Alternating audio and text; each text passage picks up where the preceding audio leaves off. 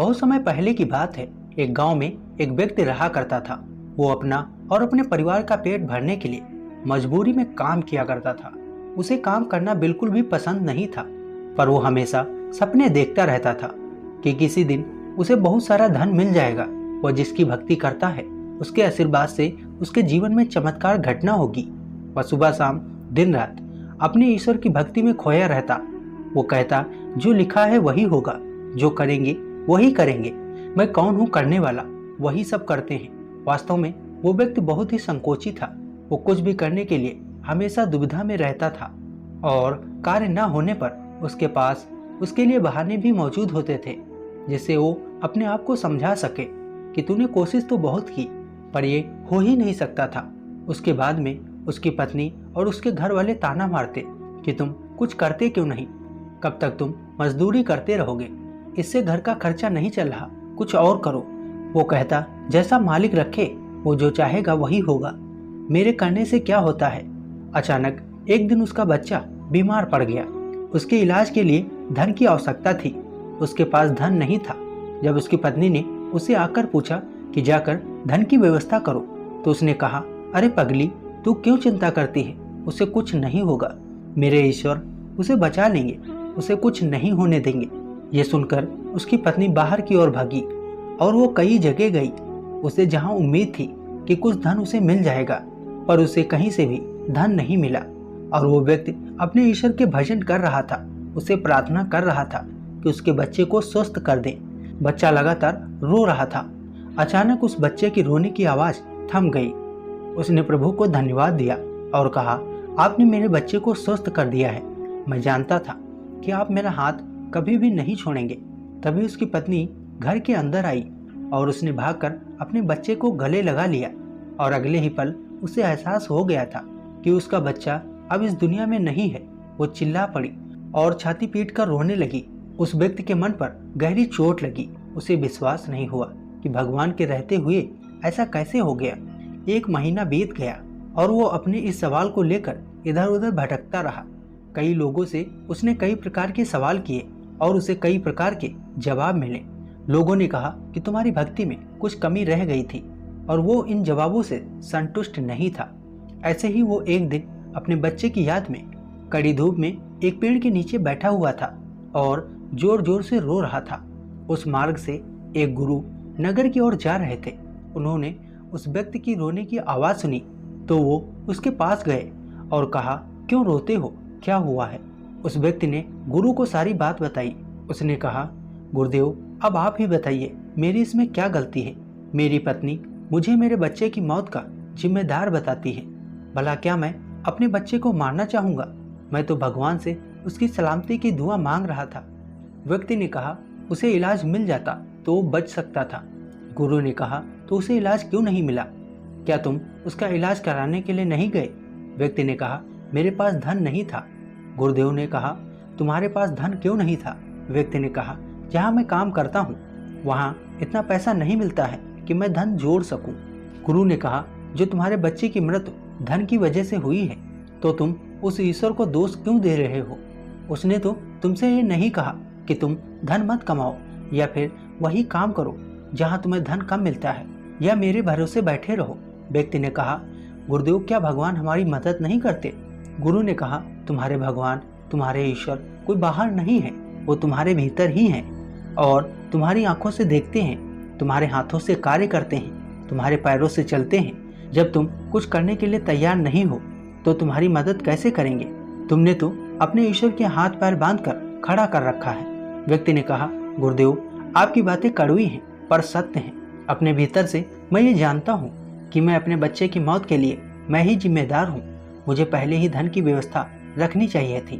मुझे जीविका के लिए कोई और कार्य करना चाहिए था। लेकिन जब भी मैं कुछ करना चाहता हूँ तो मेरे पास साधन नहीं होते, मेरे पास लोगों का सहयोग नहीं होता, मेरे पास धन नहीं होता, और अगर फिर भी मैं कुछ कर लेता हूँ तो मैं जानता हूँ कि वो कार्य मैं नहीं कर सकता था। गुरु ने एक पेड़ की ओर इशारा करते हुए कहा, क्या तुम इस पेड़ पर चढ़ सकते हो? व्यक्ति ने कहा, मुझे पेड़ पर चढ़ना नहीं आता। गुरु एक कुत्ते को पकड़ कर लाए और उस व्यक्ति के पीछे छोड़ दिया। वो व्यक्ति कुत्ते को देखकर बहुत तेजी से भागा पर कुत्ते ने उसका पीछा नहीं छोड़ा। आखिर में वो व्यक्ति पेड़ पर चढ़ गया। गुरु ने उस कुत्ते को वहां से भगाया और उस व्यक्ति को नीचे उतरने के लिए कहा। वो व्यक्ति पेड़ से नीचे उतरा। गुरु ने कहा, तुम्हें तो पेड़ पर चढ़ना नहीं आता था, फिर तुम इस पेड़ पर कैसे चढ़ गए? व्यक्ति ने कहा, पता नहीं गुरुदेव, मैं कैसे चढ़ गया। मजबूरी व्यक्ति से सारे काम कराती है, चाहे पसंद हो या ना पसंद हो। अपनी जान पर बनी तो तुम इस पेड़ पर चढ़ गए, क्यों नहीं इसके बदले तुम यहीं पर बैठकर अपने भगवान या ईश्वर को याद किया कि वो यहाँ आए और उस कुत्ते से तुम्हारी रक्षा करें। अपनी जान पर बनाई तो तुम उस पेड़ पर चढ़ गए, जो आता नहीं वो भी कर गए, पर जब बच्चे की जान पर बनी तो तुम कहीं नहीं गए, ईश्वर को याद कर रहे थे कि वो आए और तुम्हारे बच्चे को बचा ले। गुरु के द्वारा इतनी कड़वी बातें बोले जाने पर वह व्यक्ति फूट फूट कर रोने लगा। उसने कहा, गुरुदेव, आप सत्य कहते हैं, मैं ही इसका जिम्मेदार हूँ, अब मैं क्या करूँ? गुरुदेव ने कहा, जो हो चुका है उसे मिटाया नहीं जा सकता, लेकिन जो होने वाला है उसे बनाया जा सकता है। अपने बहानों से ऊपर उठो, अपने संकोच को मन से हटाओ और कुछ भी करने की दुविधा जो मन में रहती है उसे समाप्त करो। फिर देखना जो तुम करना चाहते हो उसे स्पष्ट रूप से कर सकोगे। हमारा मन कमजोर है, वो संकोच करेगा, दुविधा में रहेगा, कार्य न करने के लिए बहाने बनाएगा। अगर हमारा मन मजबूत हो गया तो निर्भय होकर कार्य करेगा, इसके भीतर कभी दुविधा नहीं होगी, इसलिए वो हर काम को करने के लिए तैयार रहेगा, उसे बहानों की जरूरत नहीं पड़ेगी। व्यक्ति ने कहा, गुरुदेव, मेरा मन बहुत ही कमजोर है, ये कुछ भी करने से पहले घबरा जाता है, इसे मजबूत कैसे बनाएं? गुरु उस व्यक्ति को एक नदी के किनारे ले गए और कहा, क्या तुम्हें तैरना आता है? व्यक्ति ने कहा, नहीं गुरुदेव, मुझे तैरना नहीं आता, मुझे तो पानी से डर लगता है। यह सुनते ही गुरु ने उसे नदी में धक्का दे दिया। वह नदी में हाथ पैर मारने लगा, वह डूबने लगा। नदी में कूदकर गुरु उसे बाहर निकाल लाए और वो व्यक्ति बहुत ही घबराया हुआ था। वो खड़ा ही हुआ था, तभी गुरु ने फिर से उसे नदी में फेंक दिया। फिर वो डूबने लगा। इस बार गुरु ने ज़्यादा देर तक उसे पानी में रहने दिया। वो कभी ऊपर जाता और कभी नीचे आता। उसने पानी भी पी लिया था। गुरु फिर से उसे खींच कर ले आए। गुरु ने उस व्यक्ति के पेट से पानी बाहर निकाला। वह व्यक्ति होश में आया और गुरु को देखते ही वहाँ से भागने लगा। गुरु ने उसे भागकर पकड़ा और नदी में फिर से फेंक दिया। वह फिर से नदी में हाथ पैर मारने लगा, बचाओ बचाओ चिल्लाने लगा। गुरु नदी में उतरे और उस व्यक्ति को पकड़कर नदी में सीधा खड़ा कर दिया। उस नदी में ज़्यादा पानी नहीं था, केवल कंधे तक ही पानी था। उन्होंने कहा, क्या तुम इस कंधे भर पानी में डूबकर मर जाओगे? क्या तुम इसमें खड़े भी नहीं रह सकते? पर तुम्हारे मन में डर कुछ ऐसा है कि तुम नदी में गिर गए हो, और नदी में गिरने का मतलब मर जाना होता है, इसलिए तुम सही स्थिति का भी पता नहीं कर पा रहे हो। इस नदी में डूबने लायक पानी भी नहीं है। गुरु उस व्यक्ति को नदी से बाहर ले आए और एक बार फिर से नदी में धक्का दे दिया। इस बार वो व्यक्ति ना तो चिल्लाया और ना ही डूबने के लिए हाथ पैर मारे। थोड़ा थोड़ा हाथ पैर मारकर वो नदी में सीधा खड़ा हो गया।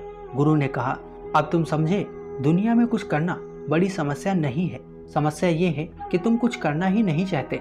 जब भी तुम्हें डर लगे या कोई समस्या खड़ी हो तो तुम उसमें उतर जाओ, और जब तक वो समस्या समाप्त ना हो जाए और तुम्हारा डर निकल ना जाए तब तक उससे बाहर ना निकलो। ऐसे ही मन मजबूत होता है।